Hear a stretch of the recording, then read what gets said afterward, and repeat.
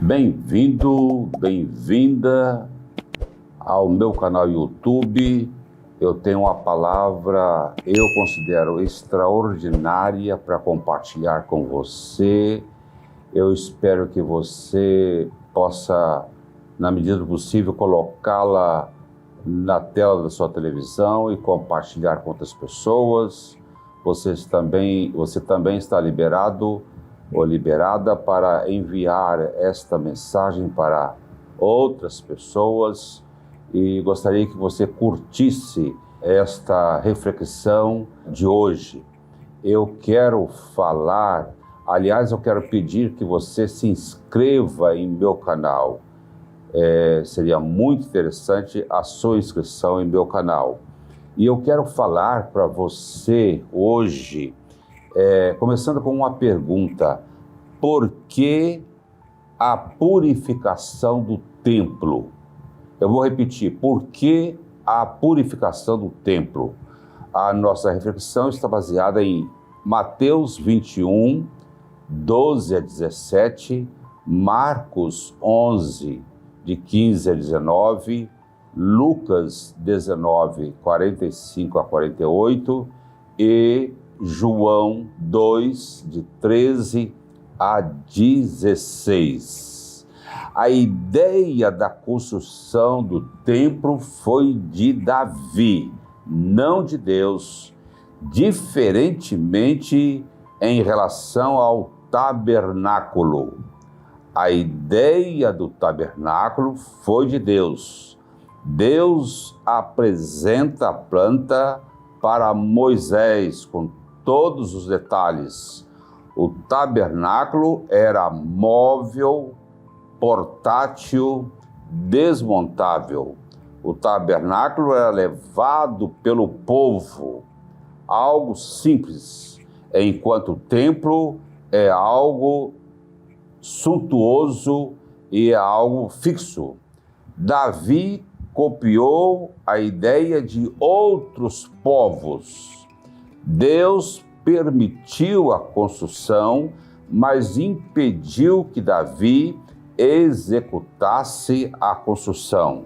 No caso do tabernáculo, foi Deus que passou a planta para Moisés.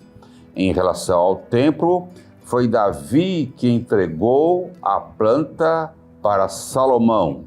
Deus disse para Davi, ouça bem isso: tu me não edificarás uma casa para morar, porque em casa nenhuma morei.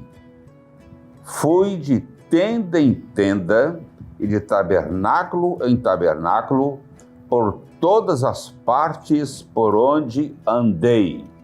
Isto está escrito em 1 Crônicas, capítulo 17. Deus é Espírito, Deus é luz. É impossível detê-lo em quatro paredes. Deus não é exclusividade de um povo, Deus não é exclusividade de uma religião. Não há mais lugares santos. Jesus disse que onde estiverem 2 ou 3 pessoas reunidas no seu nome, ele disse que estaria ali a igreja dele e que ele estaria presente. Também respondendo à mulher samaritana, ele disse: os verdadeiros adoradores adoram ao Pai em espírito e em verdade. Nós somos templos do Espírito Santo. Somos sacerdotes e sacerdotisas de Deus. A igreja tem muito a ver com o tabernáculo, que era desmontável, que era portátil. Por quê? Porque nós somos estrangeiros nesse mundo, somos forasteiros e forasteiras, peregrinos e peregrinas.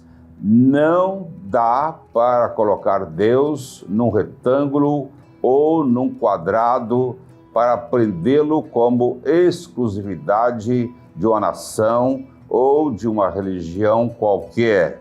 Não, Deus é Espírito.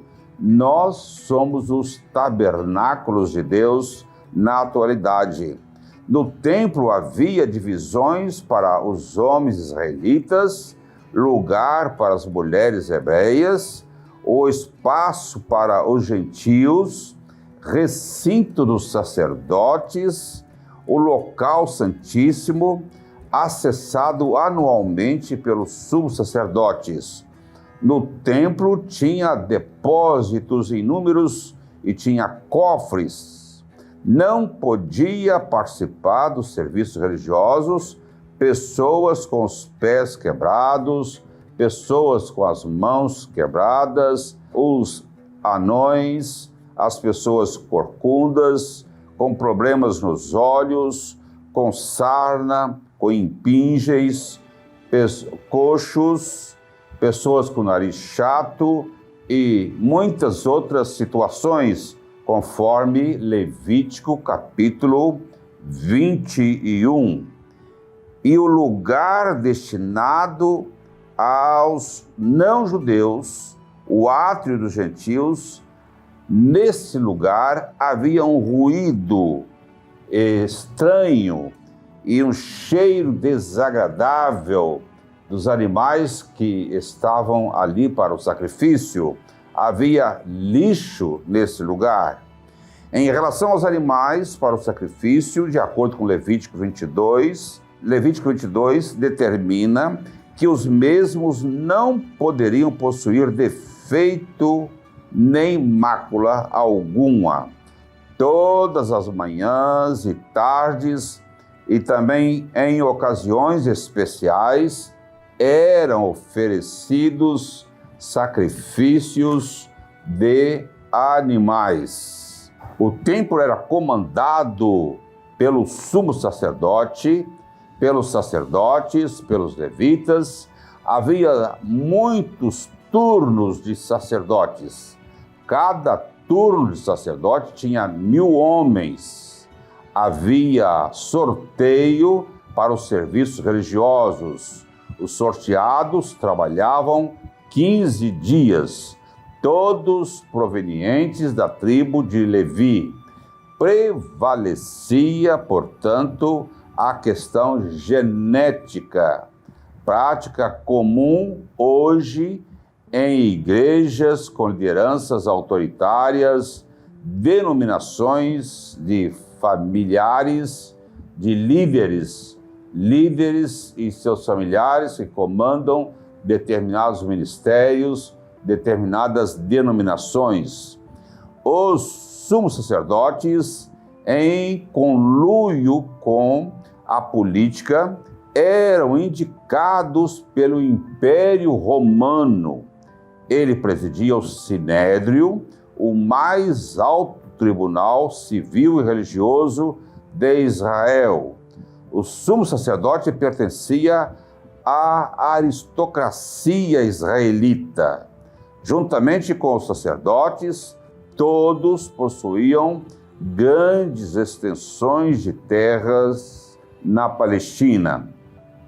Ele, o sumo sacerdote, tinha ingerência nos sorteios dos sacerdotes para as atividades religiosas. O sumo sacerdote e os sacerdotes eram criadores de animais que eram vendidos no pátio do templo para os sacrifícios do povo de Deus.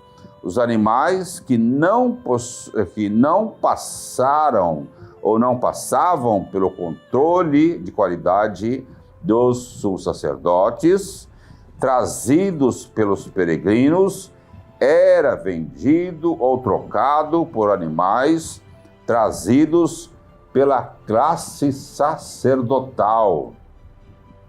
O sumo sacerdote ficava com o lucro maior, mas não é só isso. Ele se apropriava, por bem ou por mal, das peles dos animais sacrificados.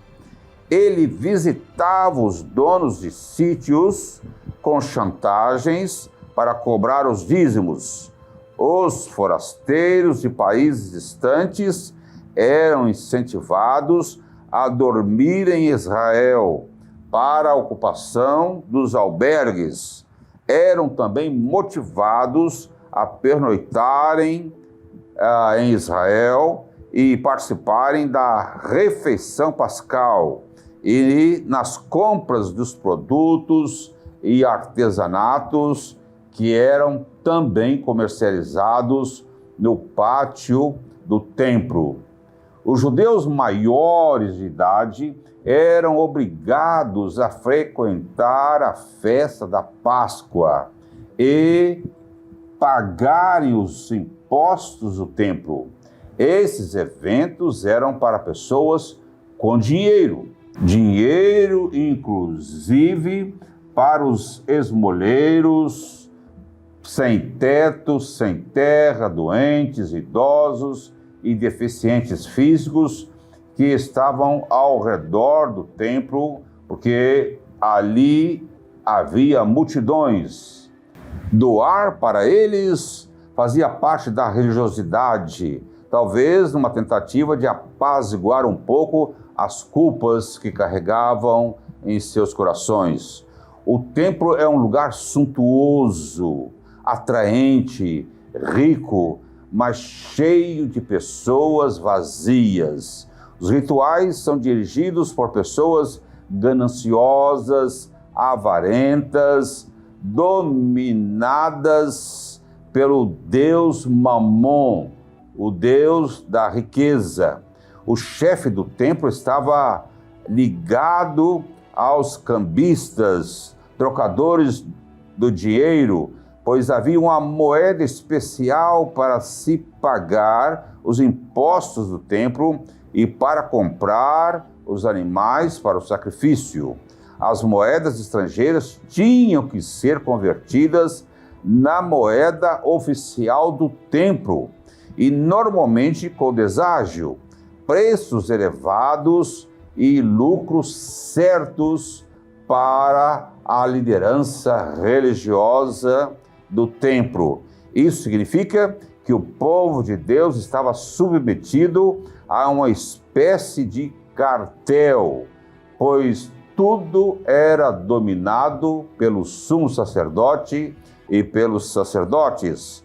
O templo e as suas dependências se transformaram num centro comercial para explorar os adoradores e adoradoras que vinham de longe em caravanas, utilizando os meios de transportes da época ou caminhando, atravessando lugares perigosos, enfrentando gangues de assaltantes, pernoitando em regiões desconhecidas, estão indo em direção de um lugar supostamente de cultuar a Deus e acabam encontrando o comércio como atividade principal do templo. Diante desse cenário corrompido e de corrupção, Jesus Cristo se insurge contra os abusos que transformaram os serviços numa enganação, com disputas virulentas, com enriquecimento ilícito, com tramas e conluios com o poder político, enquanto as viúvas, órfãos, doentes e desempregados, inteiramente desprotegidos, sobreviviam às custas das esmolas dos adoradores. A consciência moral de Jesus Cristo não o permitiu ficar em silêncio, no meio de uma multidão frenética, uma multidão barulhenta e inquieta. Ele foi além do protesto verbal. Ele agiu sem poder militar, sem influência política. Agiu quando os ventos lhe eram contrários, quando todos já tinham naturalizado. quando todos já tinham se acostumado com as extorsões cometidas pelas lideranças do templo, Jesus Cristo mexeu num vespeiro, cujo chefe era Caifás. Caifás, este presidente da corte civil e religiosa de Jerusalém, pessoa de confiança da política da época dos romanos. Jesus Cristo era uma ameaça para os líderes religiosos e para os romanos, porque estava sempre rodeado de pessoas carentes da Palestina e o número de seguidores era grande. No meio da multidão, o nosso mestre é movido por uma profunda indignação, dizendo que o templo se transformou no covil de assaltantes. Isso mesmo, um covil de assaltante. Os fiéis eram ameaçados, humilhados pelos líderes religiosos, dominadores do rebanho, para obterem vantagens financeiras. E o que é covil? Ora, covil significa uma cova onde se escondem animais ferozes. É assim que Jesus comparou aquela liderança religiosa do templo.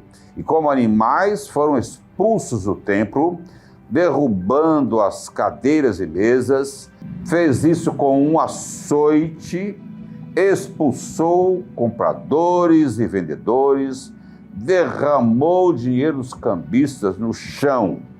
Isso mesmo. O que faria Jesus de Nazaré entrando fisicamente nos templos da atualidade em nossa nação brasileira? Como ele trataria os donos de templos e os seus familiares enriquecidos, prometendo bens materiais com propagandas enganosas? No Brasil hoje, segundo pesquisas, são construídos 17 templos novos por dia. Eu estou convencido de que os líderes do mercado da fé denunciariam Jesus por invasão de propriedade privada, que ele seria denunciado em nome da liberdade de expressão. Os líderes religiosos mais ricos do Brasil tramariam a sua segunda morte por crucificação.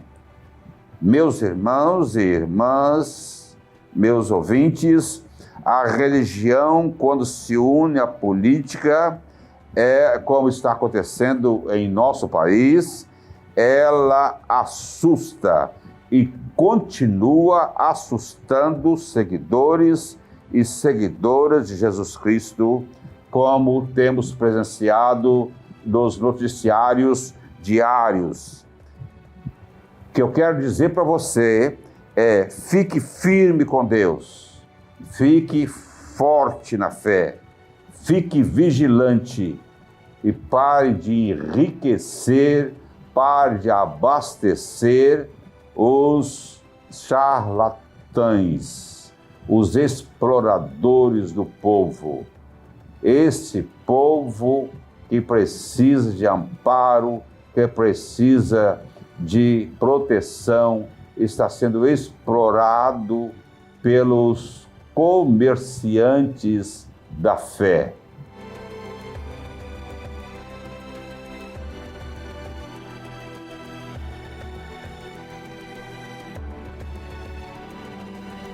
Fique com Deus. Um abraço. Espalhe esse vídeo para muitas pessoas. Se inscreva em meu canal. Muito obrigado.